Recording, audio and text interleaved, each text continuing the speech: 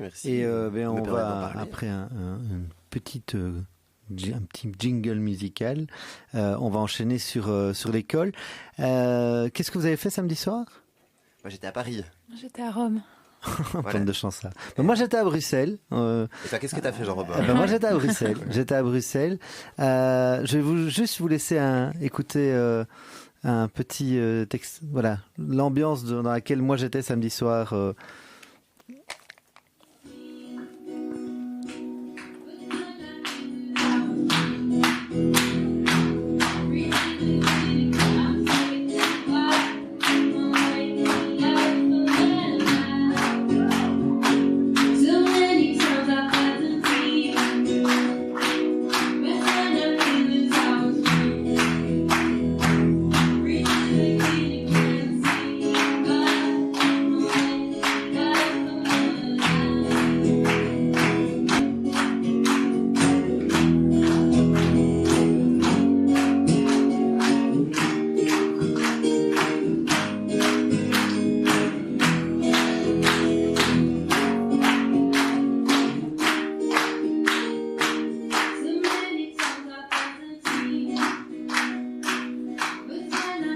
Vous avez reconnu cette douce voix ? Noah Moon, je crois. Noah Moon, voilà. Charmante Noah Moon, dans le cadre d'un concert, tous à l'école. Décidément, entre les ciné-débats et les concerts, vous faites beaucoup d'événements dans le milieu et je trouve ça chouette. Petit concert qui a eu lieu donc à l'Oloft Hotel ce samedi, à l'occasion d'un autre projet qui va nous permettre d'aller plus loin dans cette émission, appelé Tous à l'école, et qui s'attarde sur un besoin spécifique particulier, qui est la surdité, et qui était mené par l'APEDAF, donc l'association des parents d'enfants déficients auditifs francophones, et que nous allons avoir en ligne dans quelques minutes. Nous avons eu l'occasion d'interviewer Noah Moon, qui est marraine de l'événement et qui nous a fait le plaisir donc du coup de passer à l'antenne et de nous expliquer un petit peu pourquoi elle s'était lancée dans cette action-là. Interview de Noah Moon. Bonjour Noah Moon. Bonsoir, bonjour. Bonsoir. Merci déjà pour ce concert acoustique privé qui est au profit de la PEDAF. Alors, est-ce que tu peux nous expliquer ton histoire avec la PEDAF ? Comment tu es devenue marraine ? Alors, en fait, j'ai rencontré une des personnes qui travaille à la PEDAF qui s'appelle Marie.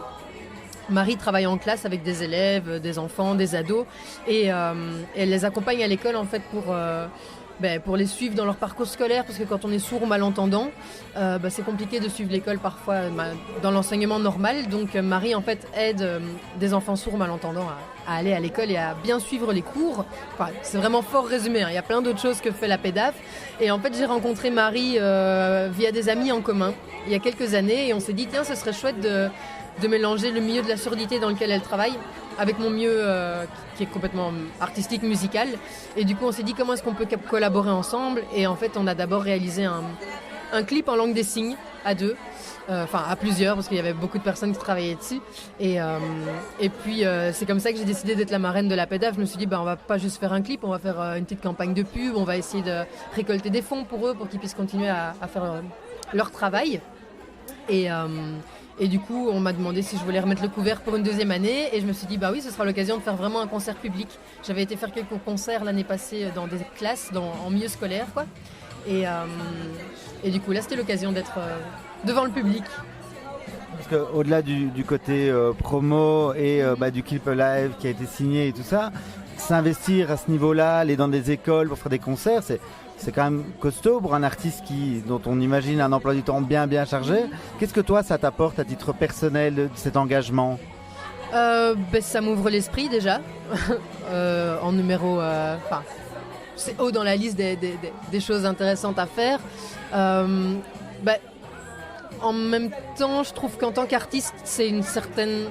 Moi, je le perçois comme ça. Je trouve que j'ai une certaine responsabilité de pouvoir faire profiter du peu ou de la notoriété que j'ai, parce que je me rends jamais vraiment compte si les gens connaissent vraiment Noah Moon ou si c'est plus une chanson ou autre, mais Mais voilà, ça me fait hyper plaisir de pouvoir mettre mon nom à côté du leur et de pouvoir travailler ensemble pour offrir de la visibilité à des associations comme la PEDAF qui en ont besoin.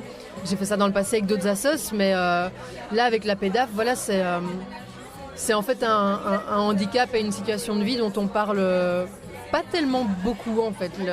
Les gens connaissent la langue des signes, plus ou moins, mais je pense qu'ils n'ont pas vraiment idée de ce que c'est au quotidien et surtout dans la scolarité. Et du coup, moi je me suis retrouvée, les premiers jours on a travaillé ensemble dans les écoles, à poser en fait plein de questions à Marie et aux autres personnes de la PEDAF parce que je voulais vraiment savoir aussi de quoi je parlais. Et du coup voilà, moi je trouve que c'est intéressant, c'est enrichissant dans les deux sens. Eux peuvent parler de la PEDAF dans le milieu artistique via moi et moi je peux aussi complètement m'ouvrir l'esprit et me rendre compte que voilà, il y a plein de choses à changer encore dans la société et à faire avancer.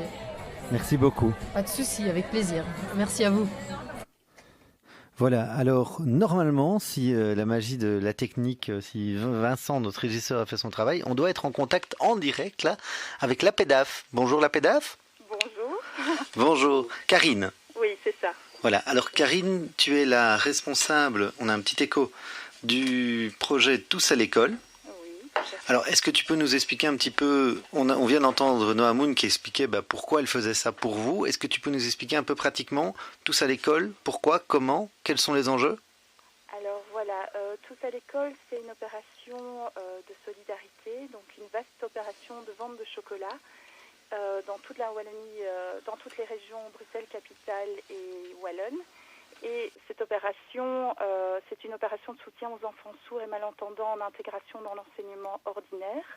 Et durant le mois de février, nous vendons du chocolat.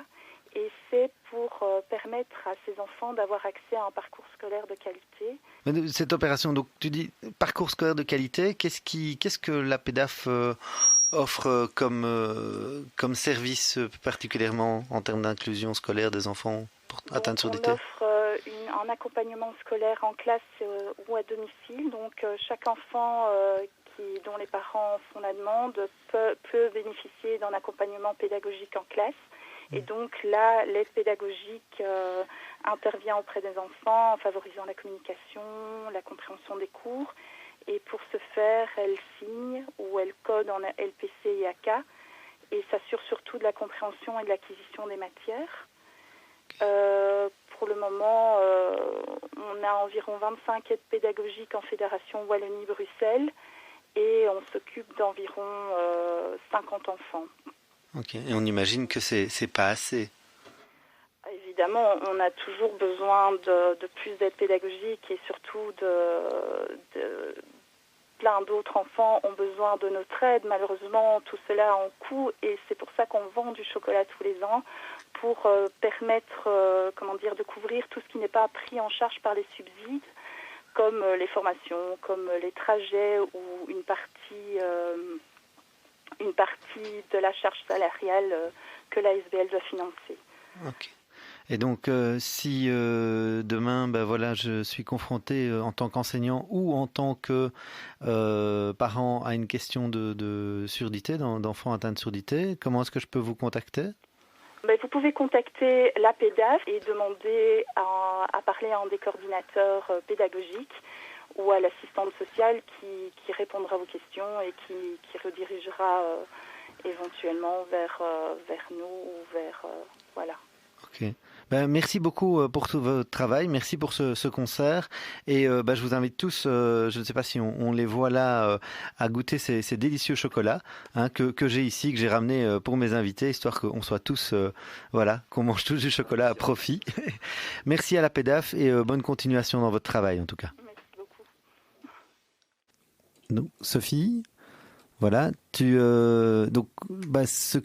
qu'on vient d'entendre, c'est un peu ton quotidien. Oui, tout à fait. Mais oui, puisque nous, on accompagne effectivement aussi dans les écoles, parfois à la maison, mais c'est vrai que, comme je disais, on est plus souvent dans les écoles parce que notre ambition, c'est de pouvoir justement accompagner une communauté scolaire davantage qu'un seul enfant. Et donc d'accompagner aussi les enseignants, puisque pour moi, c'est le point de départ pour qu'on puisse parler d'école inclusive, c'est d'abord d'accompagner, de rassurer les enseignants sur le terrain. Parce que voilà, mettre en place un projet d'inclusion scolaire, accueillir dans sa classe un enfant avec un handicap mental ou avec des besoins spécifiques, c'est un défi. Et pour les enseignants, nous, on est tous les jours dans les écoles et c'est vrai qu'on voit qu'il y a beaucoup de craintes, beaucoup d'inquiétudes qui est, selon moi, tout à fait justifiée. Moi, j'étais enseignante pendant 15 ans et je comprends tout à fait leurs craintes. Je vous rencontre plein d'enseignants qui sont vraiment remplis de bonne volonté, mais qui ont peur de mal faire, qui ne se sentent pas outillés et qui se disent comment faire au mieux pour que l'enfant soit bien, qu'il s'épanouisse, qu'il puisse continuer d'apprendre. Et donc parfois ça c'est, selon nous, le plus grand frein à la mise en place de projets d'inclusion. Ok. Et qu'est-ce qu'on pourrait dire tout à l'heure, tu parlais, c'est un mot fort, je pense qu'il est utilisé par d'autres. Je pense au CFS-INULB à Bruxelles, à la Ligue des droits de l'enfant, avec lesquels vous avez fait un forum également avec la Fondation Preps. Le mot ségrégation, c'est pas rien. Je pense que tout le monde n'ose pas utiliser ce mot-là au quotidien. On essaie d'être resté politiquement correct. Est-ce que tu peux nous en dire plus ou en quoi notre enseignement aujourd'hui fait de la ségrégation ? C'est-à-dire que très rapidement, on va réorienter un enfant parce qu'il ne répond pas aux attentes, qui ne rentre pas dans le cadre. On va très vite le mettre sur le côté, proposer une école spécialisée, proposer une autre structure, avant même d'avoir, pour moi, tenté quand même de mettre en place des adaptations, d'avoir différencié l'apprentissage. Je trouve qu'on arrive encore trop rapidement à une mise à l'écart de l'enfant qui pose problème, qui ne fonctionne pas parfaitement comme le reste du groupe. C'est une question on relègue quoi, on relègue à l'enseignement spécialisé. Voilà, moi je regrette parfois le fait qu'on n'ait pas davantage creusé une manière de fonctionner, des solutions, des adaptations, et qu'on en arrive quand même trop rapidement, je trouve, à mettons-le ailleurs, ça ne fonctionne pas. Et pourquoi au fond, parce que l'enseignement spécialisé a quand même fait quand même ses preuves à toute une série de niveaux. Parce que je pense que parfois les gens ont tendance à croire qu'on fait l'amalgame entre les militants de l'éducation inclusive et puis les gens qui se donnent tous les jours dans l'éducation spécialisée. Quelles sont les limites ? Pourquoi est-ce que l'éducation spécialisée finalement ne suffit pas ? Je ne sais pas si moi j'aurais pas posé la question de savoir si elle ne suffit pas ou pas. Enfin pour moi c'est pas la question. Je l'aurais pas formulée comme ça parce que c'est pas une question qu'elle suffise ou qu'elle ne suffise pas. Pour moi c'est le fait que si on parle d'enseignement spécialisé, forcément on a créé déjà une séparation. Et donc, après, le travail qui est fait dans le spécialisé, pour moi, n'est pas... je ne le remets absolument pas en question. Ils font un travail exceptionnel. Je trouverais ça intéressant d'allier nos compétences et pas de faire chacun son travail dans son coin, mais plutôt d'associer les forces et de trouver des solutions ensemble. Mais l'idée de se dire, il y a un système, il y a un deuxième système. Quand on ne rentre pas dans le premier, alors on va dans le deuxième. Et c'est très séparé. C'est là que le mot de ségrégation, moi, me vient à l'esprit. C'est ça. C'est le fait, finalement, est-ce qu'on se sert mal de cette éducation spécialisée alors qu'elle pourrait peut-être être réservée à ceux... on avait l'exemple tout à l'heure de Jean par rapport à sa vie affective qui, lui, voulait rester dans un certain cadre. J'imagine que tous les enfants ne rentrent pas ne peuvent ou ne pas savent pas rentrer dans l'inclusion. Tu fais le lien, mais c'est vrai que selon nous, ce qu'il y a, c'est qu'il y a parfois certains enfants qui ont le souhait, et la famille aussi, de dire nous, on souhaite vraiment qu'il puisse être en inclusion. On voit qu'il fonctionne bien, on voit qu'il est épanoui, on voit que ça lui convient, il continue d'avancer, il est stimulé, c'est super chouette. Et puis il y a d'autres parents qui disent nous, voilà, on a d'autres envies, on a d'autres... je pense qu'il faut laisser une liberté de choix, mais aujourd'hui, je pense qu'à certains moments, malheureusement... C'est plus vraiment une liberté de choix. Non. Ok. Alors, pratiquement, tu nous disais, les profs sont démunis. Au fond, on en revient toujours à la même chose, et je crois que ça va ponctuer tout le voyage de cette émission de l'Inclusive. Il y a des règles, je pense, qui sont là. Il y a le pacte pour l'excellence. Est-ce que, je cite ou reparle de l'inclusion ? Je ne sais pas s'il en parle suffisamment. Oui, ça c'est un gros débat. On dit, en tout cas, nous, dans notre mémorandum, si je peux, justement, sur le pacte d'enseignement d'excellence, c'est qu'il a une vision beaucoup trop restrictive de l'inclusion scolaire. Et donc, voilà, comme parlait Sophie, c'est qu'on va directement ou très rapidement statuer du fait qu'une personne ne peut pas suivre l'école ordinaire et que donc elle doit aller dans le spécialisé. Et donc ça, c'est vraiment peut-être la grosse limite du pacte. Il n'y a pas d'adaptation et de soutien suffisant, en tout cas pour nous, notre vision qu'on a de l'école inclusive. Donc il n'offre pas le cadre qui serait attendu pour que ça fonctionne, si je comprends bien, en mots grossiers, si on me permet. En tout cas, il ne va pas assez loin dans les démarches, peut-être. Il oublie certains publics, nous, en tout cas, ça, Thomas, notre secrétaire politique en parlerait mieux que moi, je crois, mais par exemple, je crois que dans les chiffres d'indicateurs de l'enseignement, on se rend compte que les enfants de type 2, donc un type de handicap, sont par exemple les grands oubliés de l'inclusion scolaire, où ils sont quelques-uns, alors que donc la démarche n'est pas globale. Et puis à côté de ça, c'est toujours la même chose, au quotidien, les choses du coup ne suivent pas, elles ne sont pas mises en place. Alors qu'est-ce qu'on peut, Sophie, toi qui est là-dedans du soir au matin, qu'est-ce qu'un prof, qu'est-ce qu'un enseignant, qu'est-ce qu'on peut faire, qu'est-ce qu'il faut savoir si on veut rentrer dans cette démarche d'inclusion, à qui on peut s'adresser, qu'est-ce qu'on peut pratiquement mettre en place? À nous, évidemment. Il faut s'adresser à Éducation sans limite. C'est vrai que, comme je disais, nous, c'est vraiment un de nos objectifs prioritaires parce qu'on se rend compte que c'est indispensable pour mettre en place des projets d'inclusion, c'est d'accompagner les enseignants. Et donc, nous, on propose de la formation pour les enseignants avec notre équipe, nos équipes d'orthopédagogues qui leur montrent comment, d'un niveau vraiment très concret, très pratique, comment adapter, différencier ces apprentissages pour permettre l'inclusion. Alors on disait tout à l'heure, c'est vrai que c'est pas forcément réservé non plus à des enseignants qui ont un enfant qui est porteur d'un handicap dans leur classe. Soyons clairs, les adaptations, la différenciation, elle sera bénéfique pour tous.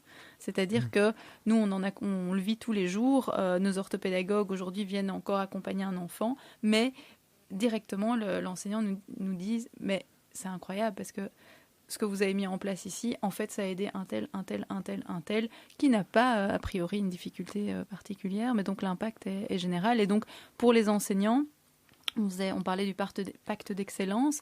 C'est vrai qu'il parle de plus en plus de retravailler la formation initiale des enseignants, qui est pour moi indispensable, parce que comme je dis, moi j'ai été enseignante et c'est vrai que ça faisait pas partie de notre formation initiale et il y a besoin d'avoir des outils, de savoir comment faire et donc voilà, donc nous on propose des formations d'une journée sur vraiment une boîte à outils de mise en place de projets d'inclusion, adaptation des apprentissages avec nos orthopédagogues. Donc finalement, tu parles de formation initiale, c'est une nouvelle manière de penser l'enseignement. On peut comprendre pour tous les profs qui nous écoutent qu'on est avec eux et qu'on se rend bien compte de ce qu'il leur est demandé finalement. Oui, c'est clair. Mais c'est vrai que je pense qu'aujourd'hui on est à un tournant dans l'éducation et qu'il y a énormément de choses qui sont bousculées et je pense que parfois on avance beaucoup de choses, mais finalement concrètement sur le terrain, qu'est-ce qu'on fait pour les profs, pour les accompagner, pour les aider et les outiller correctement.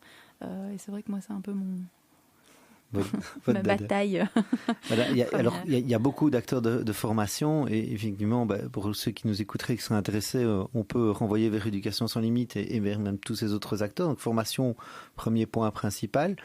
Pratiquement, sans trop spoiler votre formation, tu parlais d'outils. Est-ce qu'il y a des outils miracles? Est-ce qu'il y a des recettes ou pas? Est-ce qu'il en faut ou pas? Et quelques exemples peut-être? Alors, c'est pas des recettes miracles, on n'a pas une formule toute faite, mais c'est vraiment montrer comment adapter du matériel, comment adapter une consigne, comment apprendre l'enfant à devenir plus autonome, par exemple, dans la classe, de lui permettre d'avoir un calendrier que lui va pouvoir utiliser pour gérer sa journée de manière plus autonome, etc. Donc, c'est vraiment le matériel. Nos orthopédagogues sont des personnes de terrain, elles sont dans les classes et elles accompagnent les enseignants tous les jours, et donc elles ont conçu vraiment du matériel. Alors, sans que ça coûte des mines et des cents. Je veux dire, c'est vraiment des petites choses qu'elles ont fabriquées, qu'elles ont construites pour permettre et montrer qu'avec des choses toutes simples, on peut adapter l'apprentissage et permettre à tout un groupe classe de continuer à suivre à son rythme avec ses besoins. Okay. Je crois qu'une chose à rappeler aussi, sûrement que Sophie sera d'accord, c'est que souvent la démarche inclusive, elle doit être globale et c'est pas une petite classe dans un établissement, c'est tout l'établissement et tout le personnel pédagogique qui s'engage. Et c'est parfois aussi c'est malheureusement un problème, parce que comme tu dis, c'est vrai que ce sont souvent des initiatives très individuelles, des professeurs motivés qui se disent allez, moi je suis partant, j'ai vraiment envie de me lancer dans ce projet-là, qui vont mettre plein de choses en place, et puis le projet va très vite s'arrêter parce que l'année d'après, en fait, c'est pas une philosophie d'école, ce sont des volontés personnelles de certains enseignants, mais le professeur de l'année suivante, lui, il sent pas la motivation, il se sent pas prêt à le faire, et donc ça peut arrêter brutalement un projet. Un enfant qui est bien dans son école, qui s'est fait des copains, qui est heureux. Et donc c'est vrai que cette philosophie d'établissement, c'est vraiment très important. C'est ce qui va permettre à un projet à long terme. C'est repenser l'école pour tous, finalement. Oui, comme Sophie disait, c'est repenser la sensibilisation dès la base, dès les structures d'enseignement, pour les futurs professeurs, et aller sensibiliser ces professeurs à l'école inclusive et à la situation que peuvent rencontrer certains élèves, certains de leurs futurs élèves, quoi. Okay. Mais c'est vrai que comment imaginer, être inclusif si on est le fruit d'un système éducationnel qui n'était pas inclusif. Nous, on en prend conscience vraiment tous les jours, de se dire il y a une méconnaissance du handicap, je n'ai jamais connu ça, je n'ai jamais été confrontée à ce genre de choses, et donc soudainement on me demande de le gérer, mais... Ça apparaît parfois ça apparaît un peu utopique. Moi, je pense, dans mes échanges, j'ai déjà des gens qui m'ont déjà dit ouais, mais l'inclusion, c'est un truc de bisounours. Qu'est-ce que vous leur répondriez? De toute façon, je crois que tous les principes, donc notamment l'inclusion scolaire, c'est clair que c'est pas forcément destiné à tous, et c'est des retours que nos membres nous font assez régulièrement. On va dire mais attention, l'inclusion, mais mon enfant, il sera jamais capable de faire ça. Et donc c'est vrai que nous, dans notre démarche associative, c'est aussi ne pas oublier justement les personnes avec un polyhandicap, ceux qui ont le plus besoin de soutien, qui vont parfois pouvoir ne pas accéder finalement à tout ce qui est mis en place pour des élèves avec un handicap, mais qui s'en sortiraient entre guillemets un petit peu mieux. C'est pour ça qu'on insiste aussi beaucoup sur qualité de vie finalement dans la description de notre association, parce qu'avant de parler de participation sociale et d'inclusion, je crois qu'il faut qu'on assure la qualité de vie en premier lieu, de toute façon. Oui, et c'est vrai que moi je te rejoins énormément à ce niveau-là. Nous, on ne fait pas de l'inclusion à tout prix non plus, je disais tout à l'heure. C'est vraiment l'idée, le bien-être de l'enfant, son épanouissement. Est-ce qu'il continue d'apprendre? Est-ce qu'il est stimulé? Est-ce qu'il est heureux dans son école? C'est notre souci premier. Je veux dire, notre volonté n'est pas de ne pas se soucier de ça. C'est vraiment notre premier souhait, quoi. Ok, on restera sur ce souhait. Je voulais vous remercier tous les deux pour nous avoir permis de dresser ce premier tableau. J'espère qu'on pourra continuer à creuser. Moi, je retiens que nous sommes tous extraordinaires, que la société inclusive, c'est pas une utopie, mais c'est à construire chaque jour de manière raisonnable. Je pense qu'on n'a pas parlé d'aménagement, mais on aura l'occasion. Qu'il y a des droits, qu'il faut peut-être pas attendre qu'il y ait des punitions pour commencer à se demander comment vivre autrement. Et je vous propose de se quitter sur Noah Moon. Je suis resté dedans, elle m'aura séduit, et ce fameux titre Alive qui a été signé. Et je me permets autour de cette musique de partager avec vous un petit chocolat, enfin. Du projet Tous à l'école. Je vous rappelle qu'ils sont en vente à la PEDA. Vous trouvez toutes les coordonnées et commentaires. Et je pense d'ailleurs, tant qu'on parle de chocolat, que décidément c'est bien belge comme émission. Vous avez fait de la bière aussi? Nous on fait de la bière, tout à fait. On vend des bières, donc vous trouvez toutes les informations sur notre site internet. L'inclusive à déguster sans préjugés. C'est une Zine Beer, et donc voilà, vous pouvez acheter les bières. De nouveau, même chose, comme le disait très bien la dame de la PEDAF, c'est vrai que nous on suit 10 enfants, mais c'est vrai qu'on ne répond pas à toute la demande. Il y a énormément de familles qui nous contactent. Notre souhait, c'est de pouvoir accompagner un maximum d'enfants dans leurs apprentissages, et donc pour ça il nous faut des moyens, et donc effectivement on met aussi en place toute une série d'actions pour avoir un peu de soutien financier et pouvoir permettre à ces enfants de continuer d'apprendre. Voilà, bière et chocolat, de belles manières de vous soutenir. Voilà, et n'hésitez pas à faire vos dons. Il y a aussi inclusion devant rien, mais acceptez les dons, bien sûr. Mais inclusion peut être parrainée, mais on en reparlera certainement dans une prochaine émission où on va te faire courir, n'est-ce pas? N'est-ce pas. Les 20 km de Bruxelles avec inclusion, pensez-y. Mais on s'y retrouve. Vous pouvez faire les 10 km d'UCLA avec Éducation sans limite. Merci à tous.